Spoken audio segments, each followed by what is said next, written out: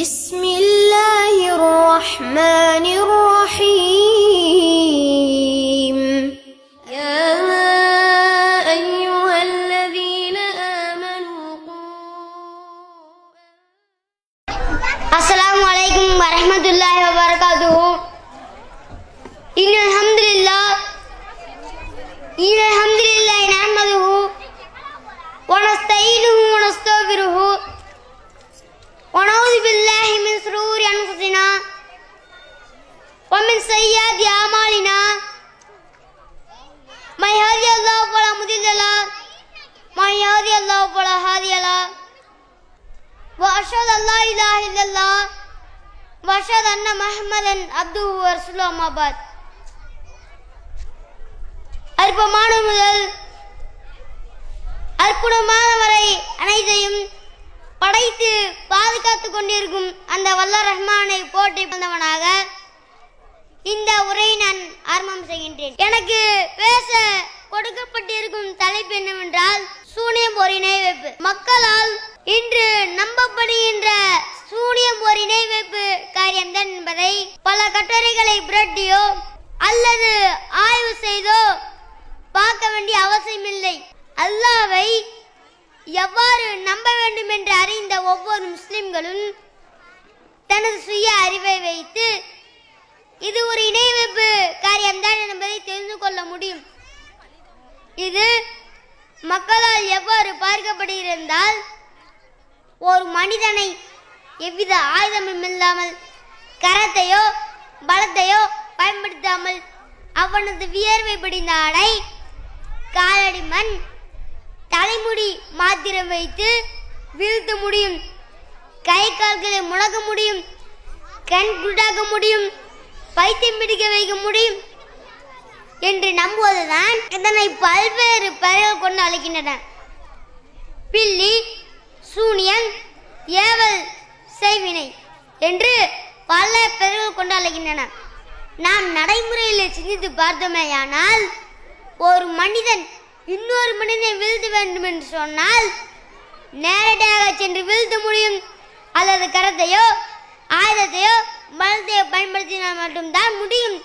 இதுவல்லாமல் மனிதன் சக்திக்கு அப்பாற்பட்ட மாந்திரிக சக்தியால் இருந்த இடத்தில் இருந்து கொண்டே அவனது வியர்வை பிடிந்த ஆடை காலடி மண் தலைமுடியை வைத்துக் கொண்டு களிமண்ணால் ஒரு ஓட்டை செய்து கொண்டு அதனிடம் கண் குருடாய்விடும் என்றால் கண் குருடாய்விடும், புத்திசுவாதம் இல்லாமல் போகட்டும் என்றால் புத்திசுவாதம் இல்லாமல் போகும், கை கால்களை முடக்க முடியும் என்று ஒரு மனிதன் சக்திக்கு அப்பாற்பட்ட இறைவனால் மட்டுமே முடிந்த காரியத்தை செய்ய முடியும் என நம்பினால் அவர் நிச்சயமாக அல்லாஹ்வின் பண்பை ஆற்றலை சாதாரண மனிதருக்கு இருப்பதாக நம்பியதால் அவர் மிகப்பெரிய இணை வைப்பில் இருந்து விட்டார் என்பதை நாம் தெரிந்து கொள்ள முடியும்.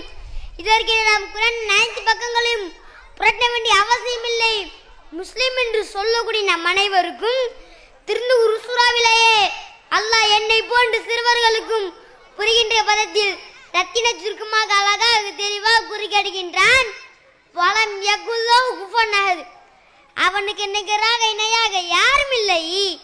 இன்னொரு இடத்துல சொல்லி காமிக்கிறான், லைஸ கமிஸ்லி சைவன், அவனை போல் எதுவும் இல்லை.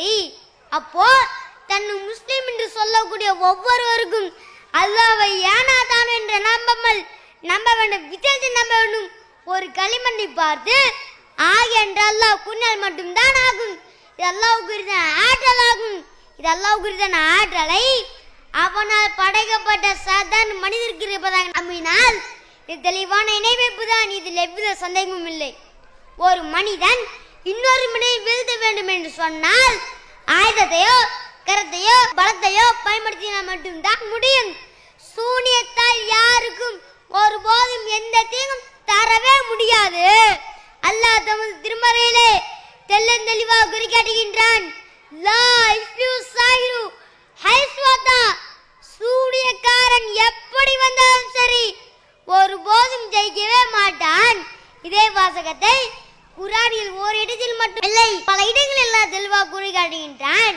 இருந்தும் குர்ஆனை அறியாத பாமர மக்கள் இது அல்லாஹ்வுக்கு இணைக்கூடிய செயல்தான் என்பதை விளங்கி இணை வைப்பிலிருந்து வெளியே வந்து நரகை விட்டு தம்மை காக்க வேண்டும் என்பதற்காக நமது ஜமாத் சார்பில் தன்னை மிகப்பெரிய சூனியக்காரன் என்னால் இருந்த இடத்தில் இருந்து கொண்டே இன்னொருவரின் கைகளை முடக்க முடியும் என்று சொல்லிக் கொண்டு வந்த அத்தனை சூனியக்காரர்களும் அரைக்கோவில் விட்டு வந்தனர். அதில் தன்னை மிகப்பெரிய சூனியக்காரன் என்று சொல்லிக் கொண்டு வந்த அகோரி மணிகண்டன், திருப்பூர் தீன் போன்றோர் நமது ஜமாத் நிர்வாகிகளுக்கு சுடுகாட்டில் சென்று சூனை மேய்கிறோம், அதற்கு 2 மண்டலம் 3 மண்டலம் என அவகாசமும் கேட்டு நமது ஜமாத் நிர்வாகிகளின் விரைவில் பிடிந்த ஆடை காலடி மண் தலைமுடியும் பெற்றுக் கொண்டன. ஆனால் அல்லாஹ்வின் வார்த்தை ஒருபோதும் பொய்யாகாது. பொய்யர்கள் தான் மறைந்து போவார்கள் என்பதை கண்கூடாக கண்டோமா இல்லையா? எப்படி திருச்சியில் செப்டம்பர் 17 வரை சுடுகாட்டில் சூனை வைக்கப்பட்டது. ஆனால் ஏகத்துவம் மேற்பட்டு புரட்சியில் சூனியமே சுடுகாட்டில் வைத்து புதைக்கப்பட்டது. இதை பார்த்தாவது சூனியம் என்பதாம் வெறும் பொய், பித்தலாட்டம் என்பதை விளங்கி இது அல்லாஹ்வுக்கு இணை வைக்கக்கூடிய செயல்தான் என்பதை விளக்க வேண்டும். கொடிய நரகை விட்டு தம்மை காத்துக்கொள்ள வேண்டும். இத்தனை குர்ஆன் வசனங்களையும் கேட்டும் படித்தும் இன்னும் சூனியம் என்பதாம் வெறும் பொய்தான் என்று பார்த்தும் கூட இன்னும் சூனியம் என்பதாம் உண்மைதான் என்று சொன்னால் யாருக்கு சூனியம் வைக்கக்கூடிய திராணி இருக்கிறதோ அவர்களிடம் சிறுவனாய நான் நரகு விடுகிறேன். சூனியக்காரன் எப்படி வந்தாலும் சரி ஒருபோதும் ஜெயிக்கவே மாட்டான். முடிந்தால் எனக்கும் என்னுடன் தௌஹீத் ஜமாத் மதரசா மாணவர்களுக்கும் சூனியம் வைத்து காட்டுங்கள் பார்ப்போம். எங்களது தலைமுடி வேண்டுமா, பீரவி பிடிந்த ஆடை வேண்டுமா, காலடி மண் வேண்டுமா, எங்களிடமிருந்து எந்த சாதனை மட்டாலும் தருகிறோம். உங்களால் எங்களுக்கு எந்த தீங்கும் தரவே முடியாது. நீங்கள் ஆயுதத்தை பயன்படுத்தினால் தவிர உங்களால் எங்களுக்கு எந்த தீங்கும் தரவே முடியாது. அப்போ இந்த சூனியம் என்பதில் ஒன்றுமில்லை என்று விளங்குகிறதா இல்லையா? இந்த சூனியன் ஒன்றுமில்லாத சூனியன். இந்த தீமையிலிருந்து இறைவனை காப்பானாக என்று பிரார்த்தித்தவனாக இந்த உரையை நான் முடித்துக் கொள்கிறேன். வாஹிதாவான அஸ்ஸலாமு அலைக்கும் வரஹ்மத்துல்லாஹி வபரகாத்துஹு.